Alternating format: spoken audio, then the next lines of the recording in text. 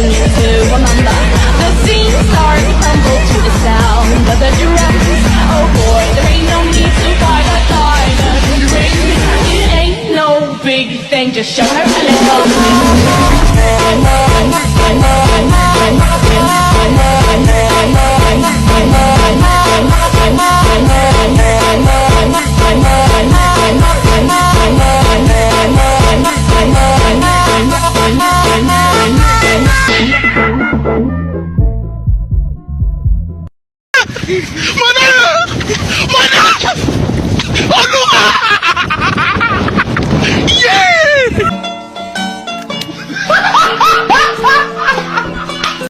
Aye, Captain! I can't hear you! Aye, Captain!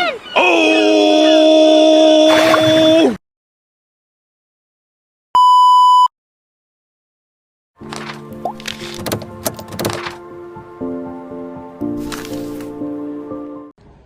Assalamualaikum warahmatullahi wabarakatuh. Kami dari kelompok 2 membahas podcast tentang integrasi nasional. Nama saya sendiri Astrid Turwai Putri sebagai narasumber. Saya Melasari sebagai narasumber.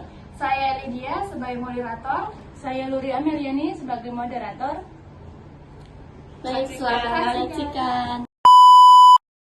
Saya mulai aja ya podcast hari ini. Jadi kita bakalan bahas tentang integrasi nasional. Jadi apa kabar nih hari ini? Baik, alhamdulillah. Alhamdulillah baik. Siap ya materi untuk bahasan hari ini? Ya, siap. Oke, langsung aja ya. Kita mulai dari pertanyaan dari Luri. Oke, saya akan bertanya kepada Baik, apa pandangan dari kalian mengenai integrasi nasional di negara kita? Dan berikan sedikit alasan mengapa suatu integrasi nasional dianggap penting bagi kehidupan bangsa negara kita ini. Baik, mungkin izin menjawab ya. Menurut saya itu pandangan terhadap integrasi nasional itu adalah suatu kesatuan. Kan kita kan tahu sendiri bahwa Indonesia tuh banyak beragam gitu.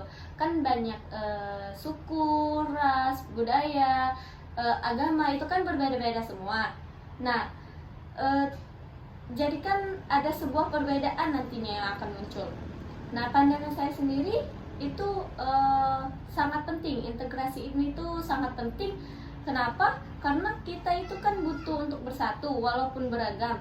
Karena untuk mencapai tujuan kita, yaitu kesejahteraan nasional. Karena kalau kita tidak integrasi, itu akan banyak perpecahan yang ada. Jadi kita harus bersatu. Alasannya kenapa? Mungkin kalau kita nggak bersatu, mungkin banyak perpecahan seperti bakalan ada peperangan gitu kan.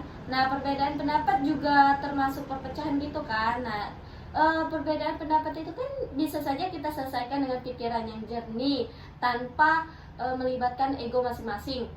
Nah, sudah mungkin cukup itu aja. Ada yang ingin ditambahkan dari Mela? Boleh. Jadi pandangan tentang integrasi nasional di negara kita ini tuh sebenarnya sangat penting ya, karena negara Indonesia ini kan terdiri dari berbagai macam ras, suku, agama gitu kan, yang untuk menyatukan negara dengan integrasi nasional. Mungkin itu saja, cukup tambahan dari saya. Oh, itu aja ya. Berarti langsung lanjut pertanyaan kedua ya. Langsung aja. Iya. Oke. Jadi kita itu kan mahasiswa ya. Sebagai mahasiswa, apakah kita bisa untuk membantu atau mendukung perkembangan integrasi nasional?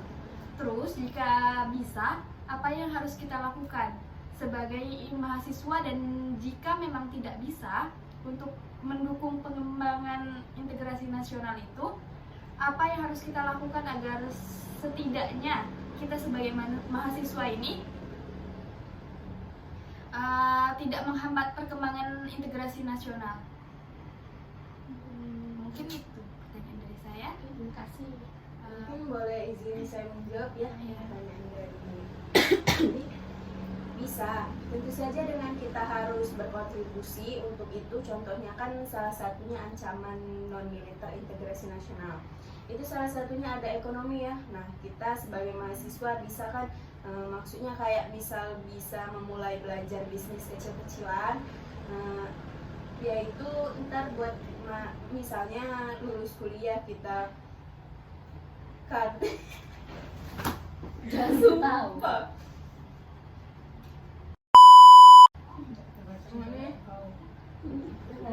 Kesulitan misalnya udah pernah bisa, tentu saja dengan kita harus berkontribusi untuk itu. Contohnya kan salah satunya ancaman non militer ya.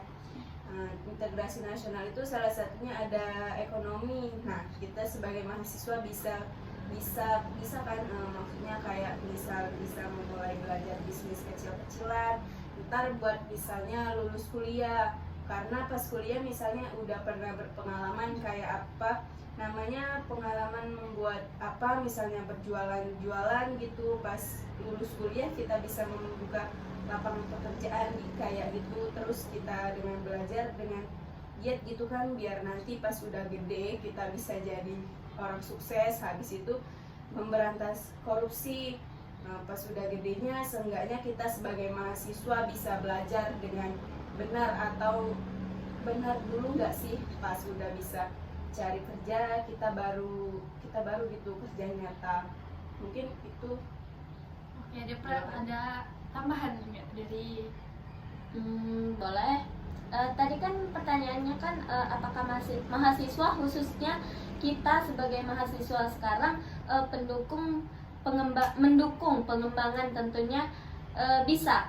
Salah satunya benar yang dikatakan oleh Mela tadi kan. Nah, saya mau menambahkan sedikit, dan juga ada salah satu cara, yaitu dengan kita lulus dengan sarjana. Nah, kita bisa berkontribusi dalam pengembangan infrastruktur, di mana infrastruktur Indonesia juga kan belum memadai seperti jalan tol atau bandara-bandara yang ada dari daerah-daerah kecil. Itu kan juga masih kurang memadai gitu. Nah, jadi dengan begitu kita sebagai mahasiswa nanti setelah lulus menjadi sarjana, kita dapat berkontribusi dalam pembangunan infrastruktur di Indonesia. Sudah? Oke. Jadi kayak gitu ya pendapat kalian. Jadi mau lanjut atau mau ngobrol-ngobrol singkat? Boleh. Lanjut aja ya. Iya. Oke.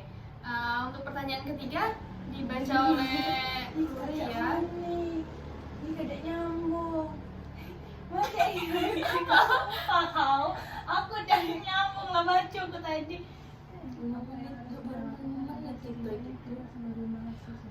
Mati dulu.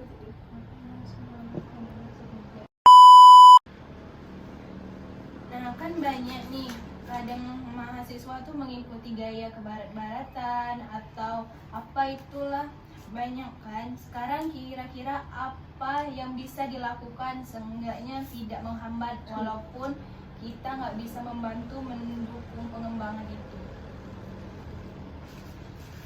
Pokoknya supaya kita tuh mahasiswa tuh tidak menghambat kayak gitu, menghambat perkembangan integrasi itu sendiri. Oke, bisa menjawab ya.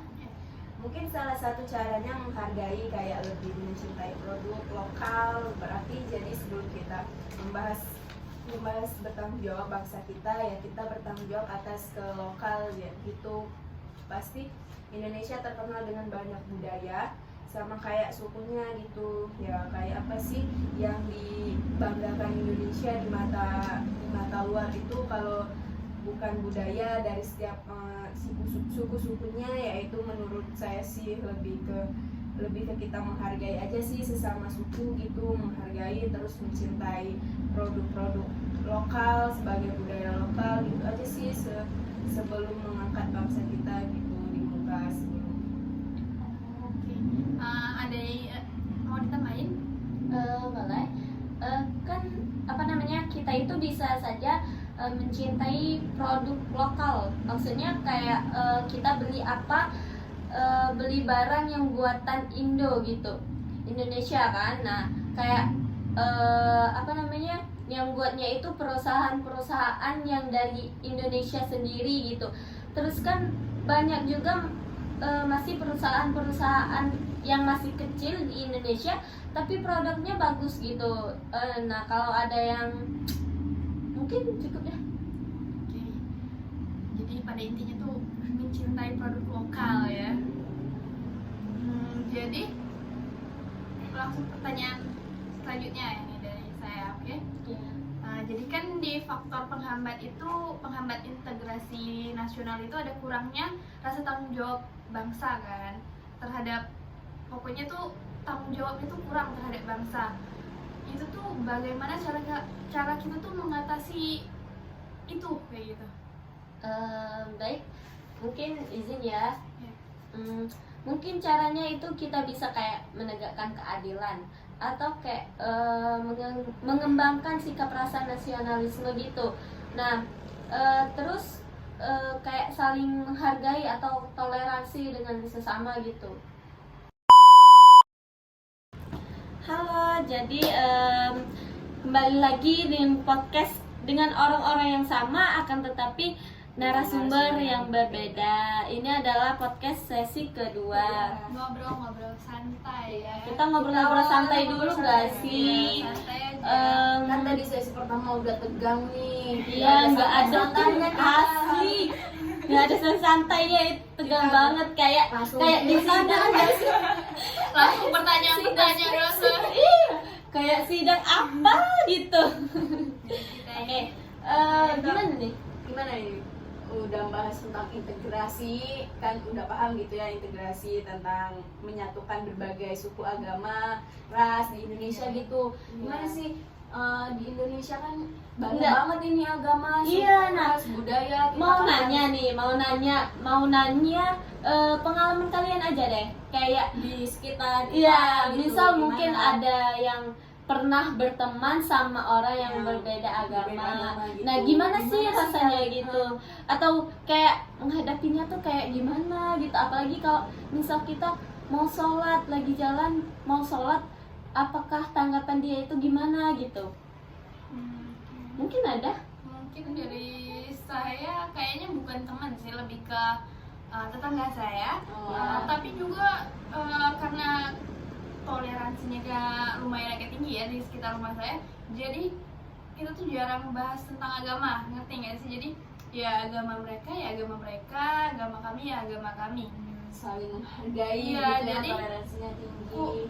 Yang kagetnya itu kayak aku baru tahu dia, aku sama si tetangga aku ini beda agama itu udah pas SD kelas berapa kayak gitu, baru tahu oh ternyata si bapak ini agamanya ini. Tapi enggak juga, bapak ini kalau misalnya ada tahlilan, yasinan segala macam dia masih ikut, masih menghargai ya, menghargai sekitarnya kayak gitu.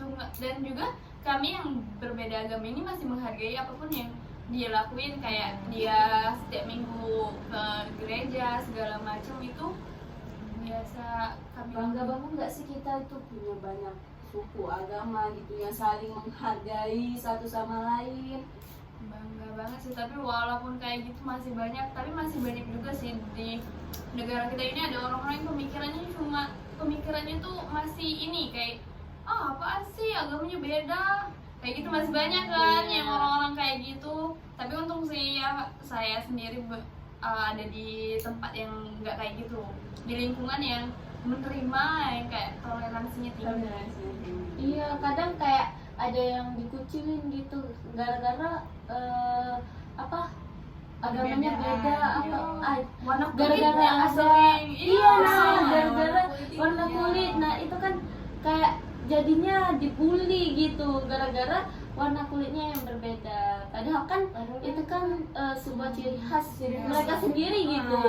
Bisa membedakan ciri khas ciri khas dari dari daerah. orang luar dan di Indonesia gitu kan. masing-masing. Kan setiap daerah juga setiap ini kayak kita aja ke Jawa beda kayak gitu sih. Iya, Tapi ada di Jawa dan Sumatera itu kan beda-beda kan. Kalau di Jawa itu orangnya harus halus gitu. Kalau iya, orang kan Sumatera keras, suatu wah. logatnya, lumayan keras gitu. Iya, apalagi tempat kita sekarang ya. Mungkin ada nih dari keluarganya gitu yang memiliki ciri khas yang berbeda gitu. Misal kayak apa ya? beda agama atau suku dia itu beda gitu, atau mungkin tante kalian nih ada yang nikah sama orang yang beda suku gitu, ada nggak?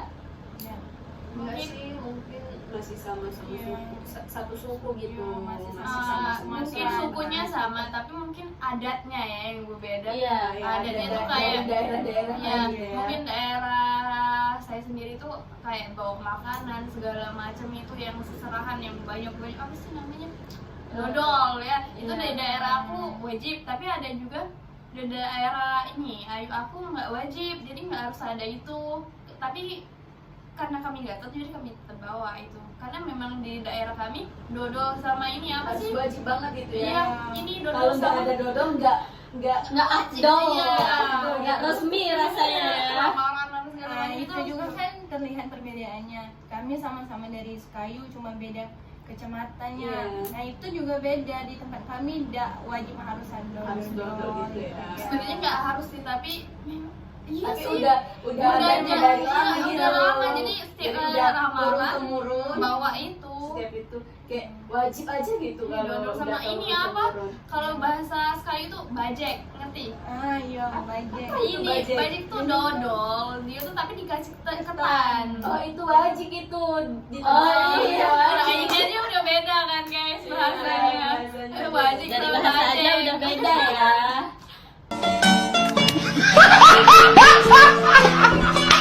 penyebutannya aja udah beda. Iya. Iya. Nah, kadang ya gara-gara gara-gara perbedaan bahasa juga memiliki arti lain gitu loh. Iya, iya. Iya kan? Iya. Kayak kalau kalau di Indonesia nih ya, contohnya nih ya, kalau di Indonesia kan misal ketok pintu kan. Iya. Nah, kalau di daerah saya itu adalah kata-kata tersebut itu adalah kata-kata yang mengandung ini ya, gitu pokoknya intim negatif gitu. Iya, iya. Kayak ya kadang orang tuh kayak memiliki pemikiran yang berbeda gitu. Kemunculan beda makna Iya, gitu ya. nah gak sering kayak salah paham gitu gara-gara kata Kalau tersebut. tujuannya itu bukan kayak gitu ya. Iya, Iya, tapi orang mandangnya kayak gitu loh. Dari bahasa aja kita udah beda nih. Jadi kan harus bisa menghargai gitu. Menghargai dan menyesuaikan Iya, diri menyesuaikan juga. diri. Nah, kalau kita datang ke daerah tersebut, Ya, kita harus harus menyesuaikan dari daerah oh, itu sendiri. kalau di daerah ini nggak boleh gini-gini. Oh, kalau di daerah ini ngomong ini tuh nggak pantas gitu-gitu. Harus Kan belajar sekarang dulu. udah ada Google gitu ya. Kita mencari tinggal tahu ya. searching aja gitu. Kebiasaan. budaya di Iya, iya. situ, di Iya, sini. benar-benar. Di sini. Seru sih perbedaan. Iya, kita Iya. bicarain Jadi, perbedaan kita belajar. berempat aja ini udah seru Bisa banget. belajar gitu, Iya. bisa Iya. belajar dari daerah sini kita bisa belajar. Bisa saling menghargai Bisa, juga. iya. Terus Bisa tahu kan yang Iya. sebelumnya tidak Nggak tahu tahu, apa kira- kebiasaan adat sana, jadi tahu. Kita tahu ya benar-benar benar. sih. Mungkin ada lagi? Apa lanjut ke pertanyaan aja? Iya. Mau ke pertanyaan lagi apa? Pertanyaan-pertanyaan ini kayaknya. Kita harus ngobrol-ngobrol dulu lah Iya, sebelum pertanyaan. Santai. Jangan kayak yang tadi kan tegang Tegang banget. Itu kayak nggak ada ngobrol sama sekali. kayak di sidang gitu loh. Kayaknya baru pertama sih ya. Iya. Ini kan udah sesi kedua, udah santai lah ya. Udah saling kenal kan? Iya. Iya. Ini juga podcast pertama nggak sih? Nggak pernah podcast sebelumnya. Oh iya iya. Iya. Jadi kayak nervous gitu. Iya. Ya udah kita lanjut aja ya pertanyaannya. Pertanyaannya yaitu salah satu faktor penghambat integrasi nasional adalah kurangnya kesadaran masyarakat terhadap ancaman dan gangguan dari luar. Nah, kita sebagai mahasiswa nih, bagaimana sih cara dan solusinya buat mengatasi permasalahan tersebut? Oke. Baik, saya akan menjawab. Cara mengatasi kurangnya kesadaran dalam ancaman luar negeri pastinya dengan meningkatkan pertahanan dan keamanan negara. Nah, salah satunya itu dengan menangani hoax. Karena hoax tidak dapat menyebabkan perpecahan, perbedaan pendapat atau keyakinan juga kan, akibatnya juga dapat menghambat ke integrasi nasional. Mungkin kurang lebih seperti itu. Boleh yang izin menambah? Boleh yang kalau ada yang Mungkin menambahkan? nggak ada tambahan sih. Nggak ada ya udah. Gimana sih cara kita buat menyadarkan masyarakat akan faktor tersebut? Maksudnya tuh kayak gimana gitu kita sebagai mahasiswa, gak semua masyarakat itu nggak percaya hoax gitu kan, pasti sebagian juga ada yang banyak juga masih percaya dengan hoax. Nah, kita sebagai siswa gimana buat meyakinkan orang yang terlalu percaya sama hoax gitu? Jadi ini dari menurut saya aja ya. Menurut pendapat saya itu tuh mulai dari diri sendiri dulu nggak sih, dari kita cari tahu dulu dari berita itu tuh bener atau enggak, terus tuh berita itu tuh hoax enggak sih kayak gitu. Dimana kan kalau misalnya berita hoax itu otomatis negatif begitu kan, jadi hal negatif gitu tuh maksudnya bisa membuat provokasi kayak gitu nggak.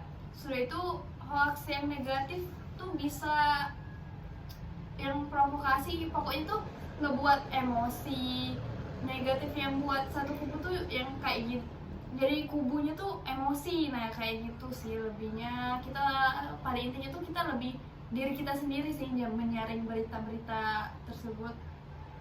Oke, saya izin menambahkan ya. Berita negatifnya itu ditutupi dengan berita-berita faktanya. Jika sebagai mahasiswa atau tidak dengan edukasi. Dengan edukasi itu bisa. Terus kalau tidak dengan jurnalis. Jurnalis di sini sebagai penulis faktanya atau untuk menutup berita-berita itu yang negatif itu kan. Nah, kita tutupi saja sebisa mungkin dan berita fakta kita sebarin ke sosial media. Kembali lagi ya, terus jangan asal nyebarin berita-berita hoax kayak gitu kan, jangan yang berita yang belum tentu benar langsung disebarin ke orang-orang terdekat kita. Terus tuh sekedar ini kita kan mengingatkan aja kan ke orang-orang, kita ngingetin ini nih jangan sebar-sebar berita hoax kayak gitu. Tapi kalau misalnya ngasih tahu dia nih berita hoax, jangan sebar-sebar berita hoax, tapi dia masih nyebarin berita hoax, mending langsung kita tidak lanjutin aja nggak sih, langsung ke kita datengin polisi kayak gitu ya. Serang sih, tapi Bisa dipahami dulu Itu sih, beritanya, kan? Itu sih kayak netizen ya kayaknya kan. Langsung- Netizen kan suka langsung disebar-sebar. mengompor-ngompor gitu. kalau misalnya kita udah ngingetin kayak gitu masih dilakuin ya, kita tindak lanjutin ke yang lebih yang berwenang gitu. Iya. Udah, mungkin itu aja ya dari kami. Boleh langsung lanjut atau gimana nih? Ya apa mau Apa tarik mau- nafas dulu atau mau Jangan ketawa-ketawa ketawa-ketawa. dulu Iya sih, kayaknya langsung atau mau minum aja silakan. Boleh kalau mau minum dulu Iya. silakan. ya. Iya. Kayaknya saya mau minum deh. Boleh Mbak. Boleh langsung silakan aja. Enggak. Oke. Nggak jadi Mbak. Bercanda. Oke. Boleh Mbak bercanda. Serius. Udah dari podcast ini nggak ada ya nyebarin berita hoax lagi ya, harus cari kebenarannya dulu, nggak boleh asal sebar, Iya. nanti ada pertanggungjawaban. Jangan cepu. Cepu-cepu itu tidak boleh. Iya, baik. Lanjut. Nggak ikut-ikutan ya. Boleh lanjut ya. Nah, lanjut pertanyaan berikutnya. Apa saja contoh dari integritas nasional dalam kehidupan bermasyarakat di Indonesia menurut Oke, kalian? saya izin menjawab ya. Mungkin ada beberapa contoh integrasi nasional dalam kehidupan bermasyarakat di negara kita sendiri. Ya, yang pertama membudidayakan gotong royong.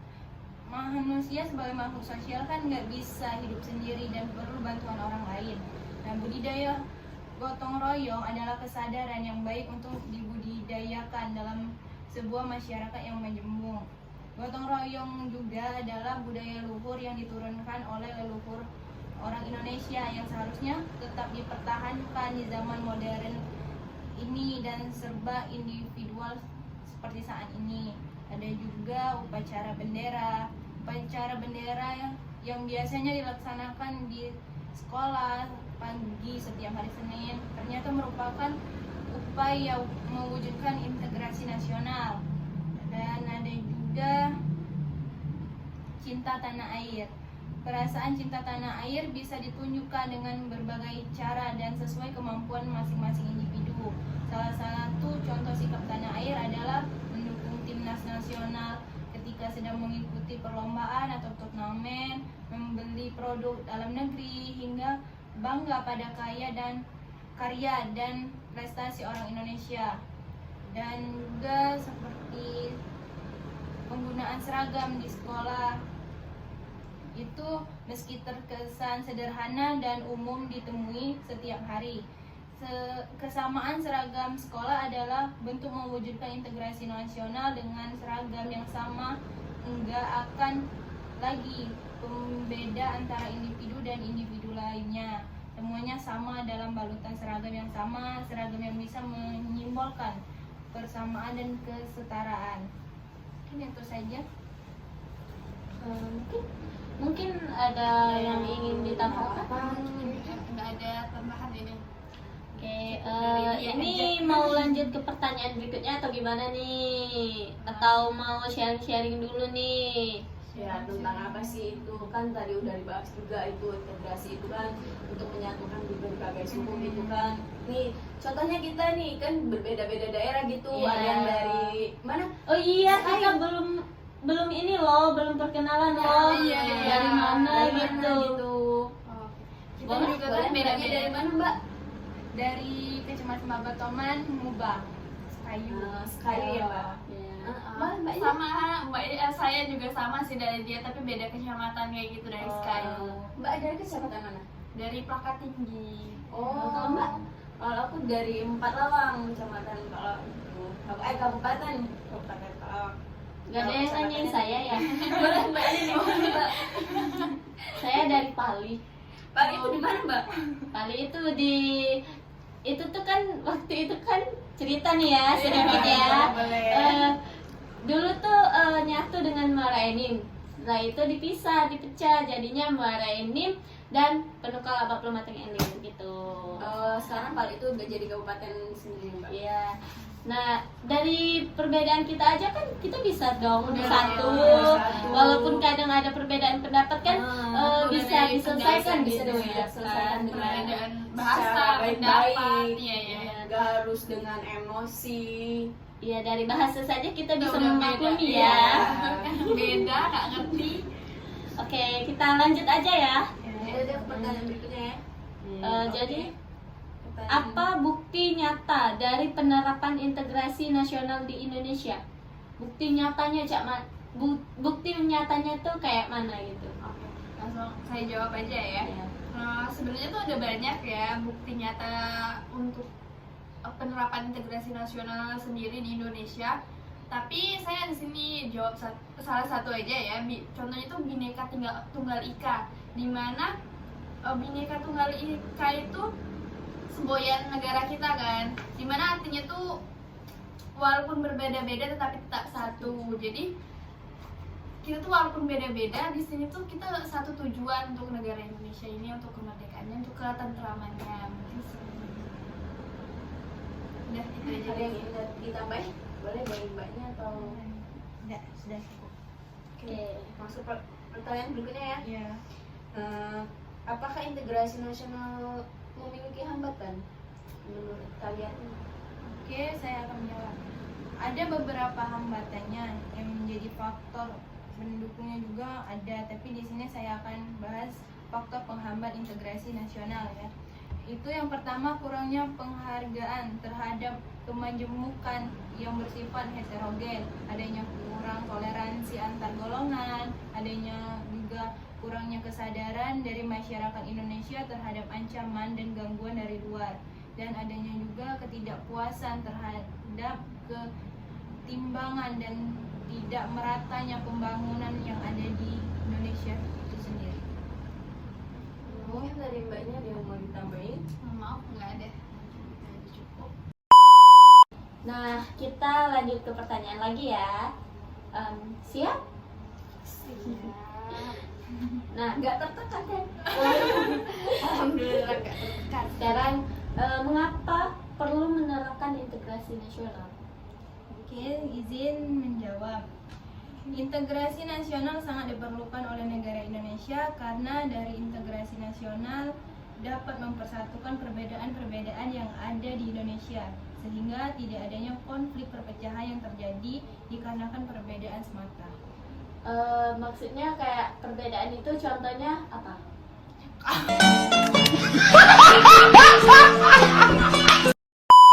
Contohnya itu kan kayak suku, agama, ras, budaya kayak gitu kan. Sudah, lanjut soal kedua. Bukan cukup dari jawaban Nuri? Oke, tidak ada tambahan? Maaf, tidak ada. Oke, lanjut ya. Bagaimana cara mempertahankan integrasi nasional di era globalisasi di kalangan remaja? Mungkin ada yang mau jawab dari Izin saya yang menjawab. Mungkin kita bisa meningkatkan rasa nasionalisme kita lagi dan rasa cinta akan tanah air. Sudah itu menghargai dan meningkatkan rasa toleransi terhadap berbagai suku, agama, ras, dan golongan yang berbeda.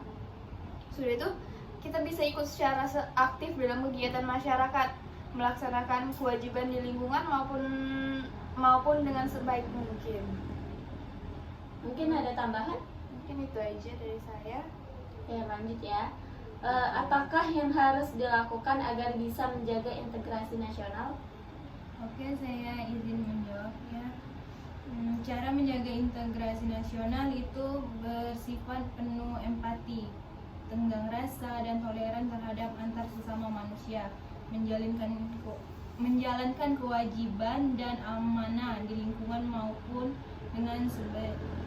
dimanapun dengan sebaik mungkin, tidak bertindak semena-mena atas dasar kuasa yang dimiliki, tidak menciptakan kelompok-kelompok tertentu yang dapat mengancam integritas bangsa.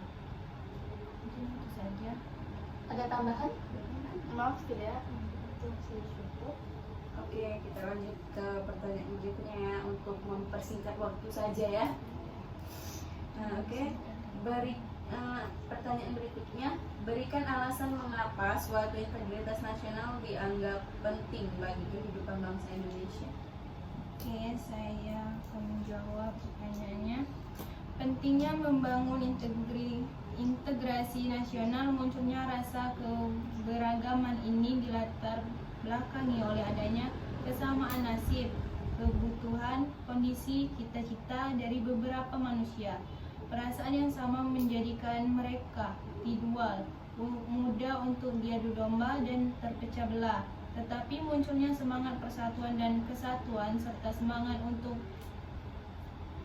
berbuat demi kepentingan bersama. Oleh karena itu, membangun integrasi nasional itu sangat penting bagi kehidupan bernegara dan juga mewujudkan cita-cita dan tujuan negara. Udah ada tambahan kan? Ya ada. Oke, mungkin sampai sini dulu ya kita podcastnya. Terima kasih atas waktunya. Kami ucapin terima kasih banyak. Baik, mungkin itu sekian dari podcast dari kelompok kami, kelompok 2 tentang integrasi nasional. Mungkin jika ada salah kata atau apapun itu, kami memohon maaf kepada Allah, mohon ampun. Kami akhiri. Wassalamualaikum warahmatullahi wabarakatuh. Terima kasih. Bye-bye.